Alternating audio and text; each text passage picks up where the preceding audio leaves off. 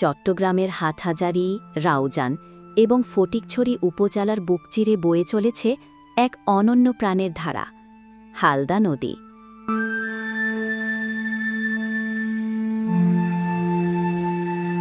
এটি শুধু একটি নদী নয়, এটি বাংলাদেশের জীববৈচিত্র্যের এক মহামূল্যবান রত্ন।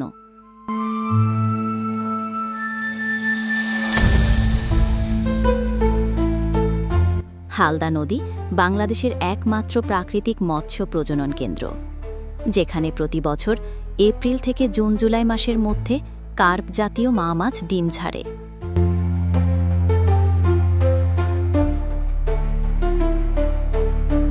এই নদীর স্বচ্ছ জল, সুনিয়ন্ত্রিত প্রবাহ এবং উপযুক্ত জৈব পরিবেশ একে বিশ্বের অন্যতম বিরল মৎস্য প্রজনন ক্ষেত্র হিসেবে পরিচিত করেছে।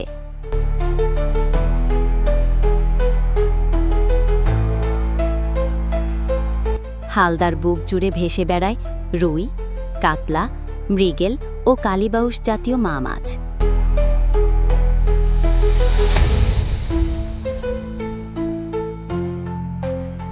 প্রকৃতি নিজস্ব নিয়মে ঠিক নির্ধারিত সময়ে তারা এই নদীতে আসে ডিম ছাড়তে, এক অভাবনীয় অথচ আশ্চর্য চক্রের অংশ হয়ে।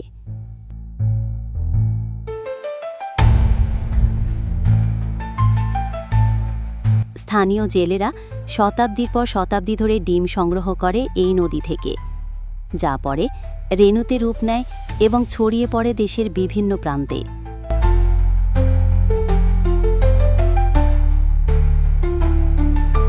একে ঘিরে গড়ে উঠেছে হাজারো মানুষের জীবন জীবিকা, সংস্কৃতি এবং স্মৃতি।